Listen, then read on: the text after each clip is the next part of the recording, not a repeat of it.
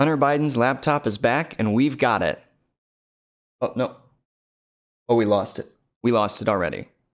This is Content Brained. Today's episode covers shakeups in Congress, Ukraine, and Hunter Biden's laptop. But I do believe that this will be different because what really will cause the cryptocurrency landscape to change is the government regulation. It's really interesting to see now that the Republicans took control of the House. They've got subpoena power. Are they going to follow this trail and investigate something actually important, or are they going to subpoena the dick pics of Hunter Biden? That's what are they going to do something? Are they going to do something important, or are they going to do something entertaining? So I'm here for both of them. Well, you brought up another good point, which was that the GOP has the House now, and they have gone off on this conspiracy. And I've looked into it a little bit. Maybe there's some truth to it. So far, I see no evidence for it. I could be proven wrong. I don't put it past people in power to be involved in all kinds of shady shit. But there's this whole conspiracy that exists that FTX gave money to the Democratic Party. Democratic Party gave money to Ukraine. Ukraine gave money to FTX, and it's money laundering somehow. I don't know if the money goes in a circle like a laundry machine. I'm gonna That's need some money laundering, graphics. right? I'm gonna need some graphics on the screen to help me connect all you the can. dots. Here, let's see if we can find one. So the claim was that the U.S. aid to Ukraine was laundered back to the Democratic Party. So the U.S. gives money to the Ukraine. Ukraine puts money into FTX. And then FTX is then donating money or campaign contributions back to the Democratic Party. Ukraine was not actually storing their money in FTX. Apparently, they were using FTX to convert cryptocurrency donations for the war effort into government-issued money. But that's not the same as the U.S. giving money to them and then them putting that money into FTX and the circle and the laundering and the conspiracy and all that. But now that Republicans bet something are like in that power, happened, man. You think so? All right, we'll find out, I guess. We'll be doing an episode on it. I don't trust the Republicans, but I certainly do not trust the Democrats. They wheel and deal with the same exact motherfuckers. Yeah, well, as my father always said, though, the Republicans are corrupt and the Democrats are immoral. There you go. But they're both. Each one is both. But GOP in charge now, along with probably investigating that, they are also investigating a certain someone's laptop. We are back, ladies and gentlemen, to Hunter Biden's laptop. Go! You thought it disappeared for the 2020 election. It's back, baby. The GOP, coolest son of a president. Absolutely. Ever. The coolest son of a president ever. Having millions of dollars making, I mean, honestly, what man, a boss. His life seemed pretty amazing. He was just going out with women, doing drugs, and getting paid enormous amounts of money to work in a field that he knew nothing about, right? He was in energy. Yeah. Wasn't he on the board of a Ukrainian energy company? Yeah. So that was actually the perfect phone call Trump had. That was actually Ukraine. It's kind of funny that we are now back involved with Ukraine. What I think is really interesting is that this whole war with Ukraine, and then if you rewind to the impeachment of Donald Trump, people really didn't know shit about Ukraine. I feel like kind of until that phone call, the perfect call. But to me, what's really interesting is I think the national security state was like very, very aware of Ukraine as a buffer state to keep basically the NATO countries and Russia apart. And like, they understand the strategic value of Ukraine. And we as like the normies citizens are like, oh, wait, what is this like? Why is this like fucking country always in the news? Yeah. And why is it so important to the federal government? Yeah. And I think it's become clear that like this has been kind of like a sleeper story for the country. Like, yeah, I mean, I don't know. No, you're right. What do you think about that? Yeah, since the Cold War, I think the U.S. has kept a keen eye on Russia.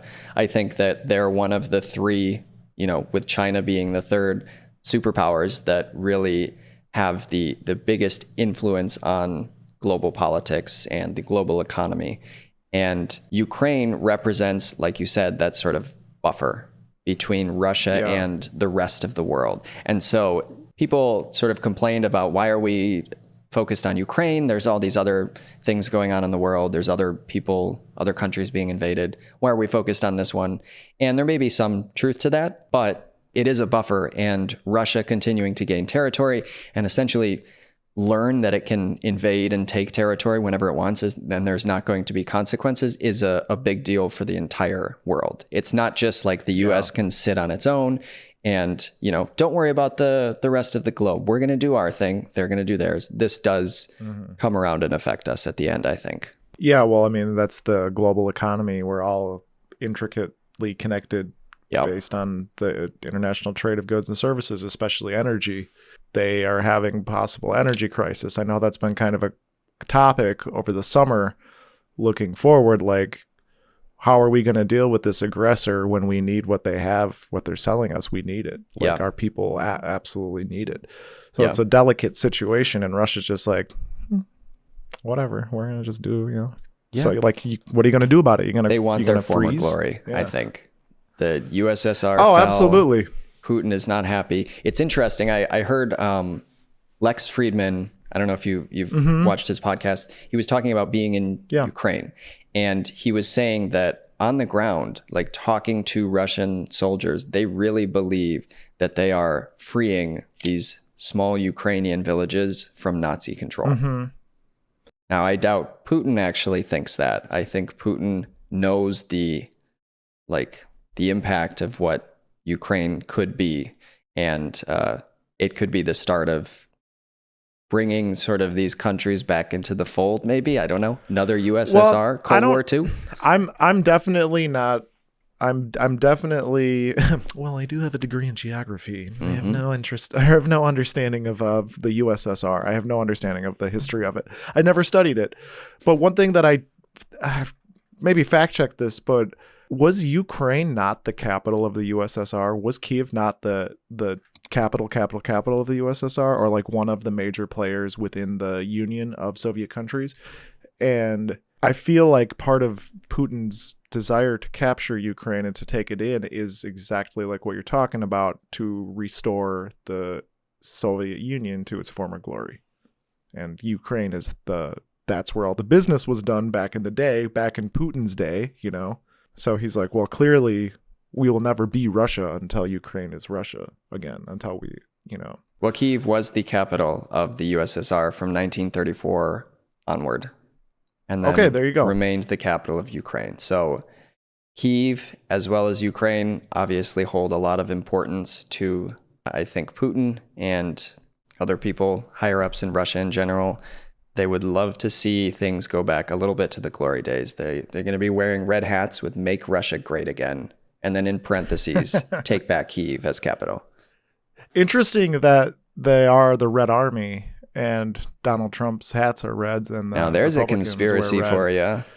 Communist much, boys? Yeah, there is a movement. I don't know if you've seen this. There is a movement of MAGA communists.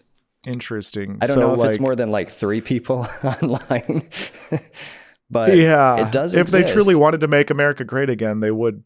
Yeah, I mean, we could start with universal health care. We could start with transportation. We could start with, ending for-profit prisons. Okay, if that's mega communism and we're truly making America great. Yeah, that's not going to happen. I should just stop talking. But yeah, so the GOP is going to investigate the Bidens. So they've obviously said there's all of this stuff on Hunter Biden's laptop. They apparently have it, or they had it. Yeah. It seems like the laptop is like Schrodinger's laptop. It both exists everywhere and nowhere at the same time. So I don't know who has it. I think someone like Jim Jordan or another Republican was like, "Do you know where the laptop is?" And other congressmen were like, "No." And he was like, "I have it. I have the laptop. I have it from that shop." Awesome.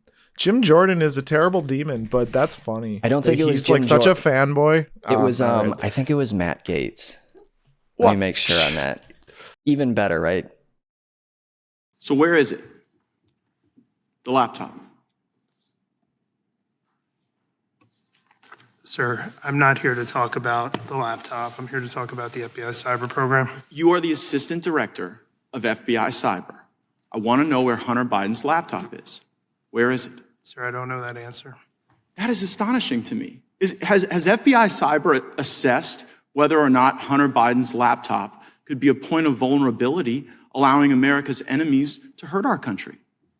How are Americans supposed to trust that you can protect us from the next colonial pipeline if it seems that you can't locate a laptop that was given to you 3 years ago from the first family, potentially creating vulnerabilities for our country? Is the first family sufficient cyber infrastructure to protect? You don't even know if they're compromised. Tell you what, Mr. Chairman, I seek unanimous consent to enter into the record of this committee the contents of Hunter Biden's laptop, which I'm in possession of.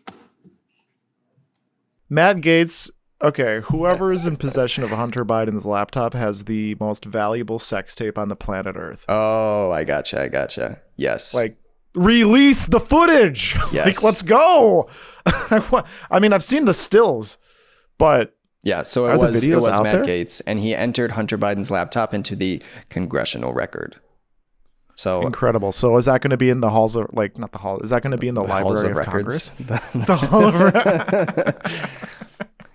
Yeah. So they're investigating that. They say there was a lot of, shady stuff with Biden himself, with Hunter Biden. They apparently have folders or volumes of records that they're trying to get that show that there was all of this shady stuff. So yeah, we will see now that they're in charge. We can either look forward to them blowing the top off of some giant conspiracy that Biden was actually involved in, or we can look forward to at least 2 years of just wasted time and money in another congressional investigation, which is about par for the course. Isn't that every congressional investigation is exactly, just a waste of time, and it's just that is democracy working.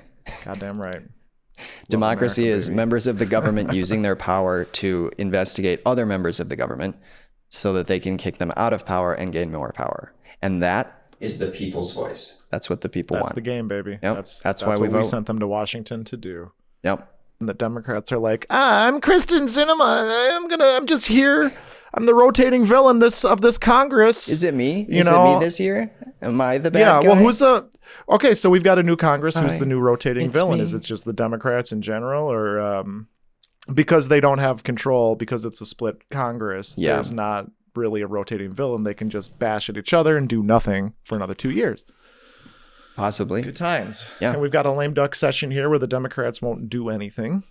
Yeah. And I guess we'll just look forward to January, February for the next, really the next Congress to take place, or to start their sessions and to begin the shenanigans. Yeah. And so that'll wrap it up for today. That was Content Brained episode 3, and we will see you in the next one. Thanks for watching. Thanks for watching.